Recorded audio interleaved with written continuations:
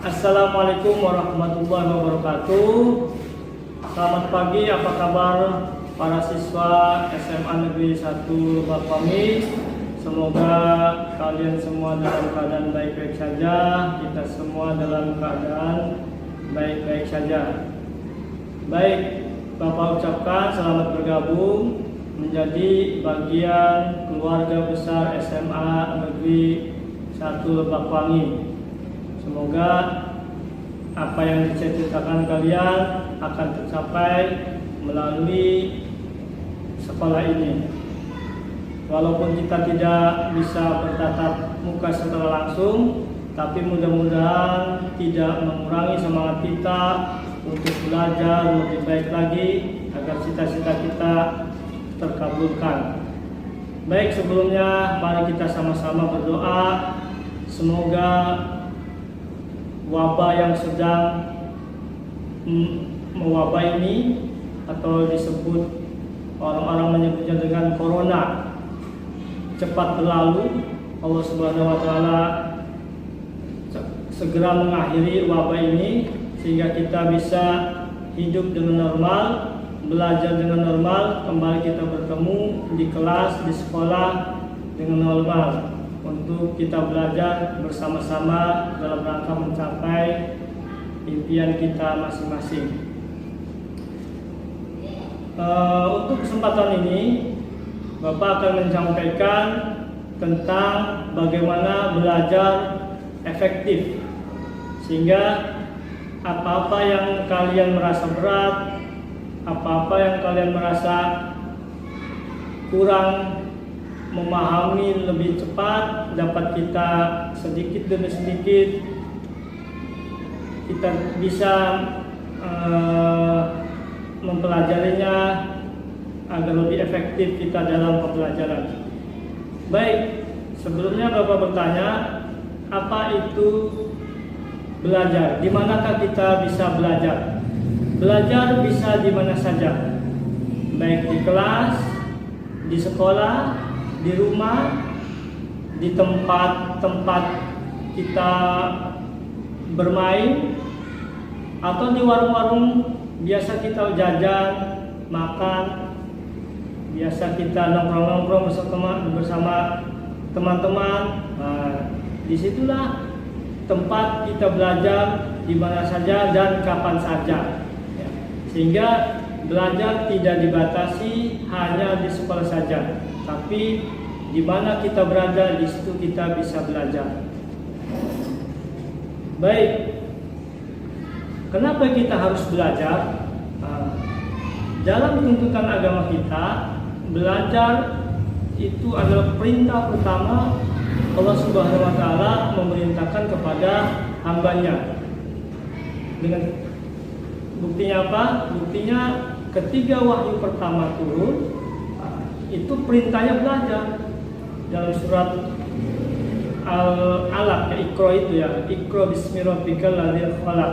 Perintah itu belajar, itu artinya Iqra, bacalah dengan menyebut nama Tuhanmu. Bacalah itu kalau kita artikan secara luas, itu diperintahkan kita untuk belajar. Jadi belajar itu dijelaskan juga dalam hadis, sejak kita lahir sampai kita mati, ya. Belajar itu kewajiban kita sebagai seorang muslim. Jadi belajar itu tidak kenal tempat dan tidak kenal usia, ya. Dimanapun, kapanpun, atau kita dari kecil sampai tua, kita masih diwajibkan belajar dari sejak lahir sampai kita mati, masuk ke liang lahat, ya. Baik, ya, itu sekedar motivasi, sekedar informasi, berbagi kepada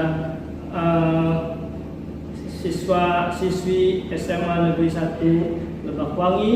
Semoga dengan ini kita memahami mengapa kita harus belajar, mengapa kita diwajibkan harus belajar. Mudah-mudahan dengan ini kita mulai kembali yang tadinya tidak tidak semangat untuk belajar menjadi semangat untuk belajar. Bahwa belajar itu adalah kewajiban kita sebagai seorang muslim. Belajar adalah kewajiban kita sebagai manusia normal yang mempunyai cita-cita. Karena dengan proses belajar itu, insya Allah cita-cita kita akan terkabulkan, cita-cita kita akan terpenuhi, ya, cita-cita kita akan tercapai, ya. Dengan mudah-mudahan melalui SMA Negeri 1 Lebak Wangi ini, apa yang kita cita-citakan dapat kita raih, ya. Nah, dalam definisi belajar, belajar itu adalah proses usaha sadar, ya, dari diri kita, ya, dengan tujuan untuk merubah diri kita yang tadinya tidak tahu menjadi tahu, yang tadinya tidak mengerti menjadi mengerti, dan juga untuk menghasilkan atau merubah perilaku kita atau tingkah laku kita ke arah yang lebih baik. Jadi proses belajar itu merubah diri kita dari yang kurang beradab menjadi beradab. Jadi dari yang tingkah lakunya kurang bagus menjadi bagus, dari yang tidak tahu menjadi tahu. Nah, itu proses belajar. Selanjutnya nanti kita akan membahas bagaimana belajar efektif sehingga kita tidak memakan waktu lebih lama untuk memahami segala sesuatu. Nah, terutama kita akan membahas bagaimana belajar di sekolah. Ya. Jadi pembahasan kita kerucutkan, pembahasan kita fokuskan bagaimana belajar efektif di sekolah, bagaimana belajar efektif di kelas, bagaimana belajar efektif memahami mata pelajaran yang diberikan di sekolah. Baik, demikian materi yang Bapak sampaikan. Semoga apa yang Bapak sampaikan bisa dipahami, terutama kita memahaminya bahwa belajar itu adalah kebutuhan kita masing-masing. Karena dengan belajar kita bisa mengabdi kepada Sang Pencipta dengan baik, dengan benar. Karena dengan belajar hidup kita menjadi terarah, hidup kita menjadi lebih baik, ya. Dan dengan belajar apa yang kita cita-citakan, insya Allah akan kita raih, akan kita dapatkan. Mudah-mudahan apa yang kita citakan dapat kita raih, dapat kita peroleh dengan proses belajar melalui SMA Negeri 1. Assalamualaikum warahmatullahi wabarakatuh. Perkenalkan, nama Bapak Yusri Firdaus. Nah, di SMA N 1 Lebak Wangi ini Bapak mengajar sebagai guru matematika. Nah, untuk kali ini Bapak akan memberikan materi tentang cara belajar yang efektif. Nah, gimana cara belajar yang efektif? Mari kita simak slide berikutnya. Definisi belajar menurut Hilgard dan Brouwer, belajar sebagai perubahan dalam perbuatan melalui aktivitas praktek dan pengalaman. Jadi, belajar adalah usaha sadar untuk merubah diri dari tidak tahu menjadi tahu, yang akan menghasilkan perubahan dari pengetahuan, perilaku, dan sikap pribadi ke arah yang lebih baik. Nah, jadi itu namanya belajar. Sedangkan tujuan belajar efektif adalah 1. Pengumpulan atau akumulasi pengetahuan. Yang kedua, penanaman konsep dan kecekatan. Yang ketiga, pembentukan sikap-sikap dan tingkah laku. Cara belajar efektif dapat membantu siswa untuk meningkatkan kemampuan yang diharapkan sesuai tujuan yang ingin dicapai. Makanya, kalian harus benar-benar belajar dengan giat untuk mencapai tujuan dan mimpi kalian.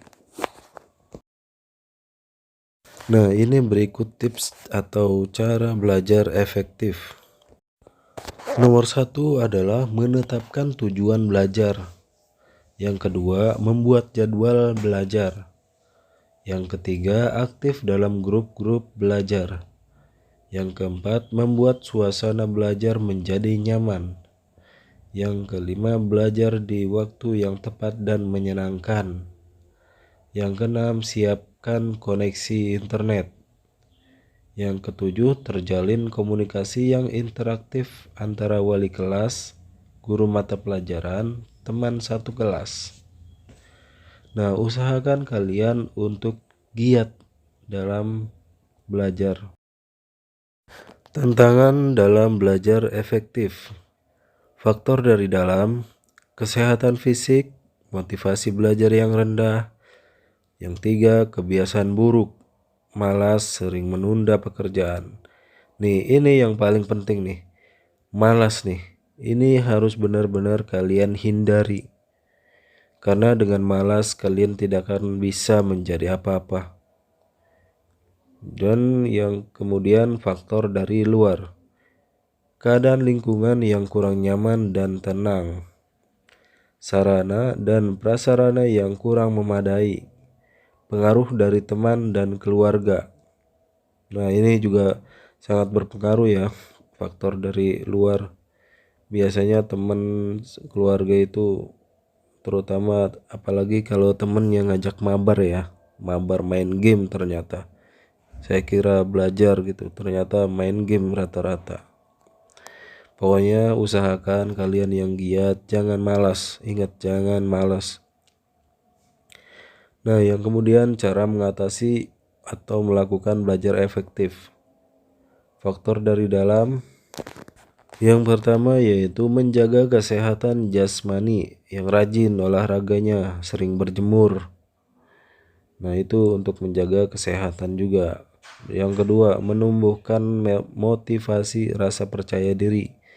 Nah, jadi ini kalian harus punya rasa motivasi ya, menyemangati diri. Kalau kalian gak punya rasa kayak gini, susah juga untuk mencapai kesuksesan. Yang kemudian faktor dari luar. 1. Mencari tempat yang nyaman dan menyenangkan. Yang kedua, melengkapi sarana dan prasarana yang dibutuhkan, seperti alat-alat untuk belajar ya. Nah, mungkin demikian materi kali ini. Cuci tangan sampai bersih. Cukup sekian. Terima kasih.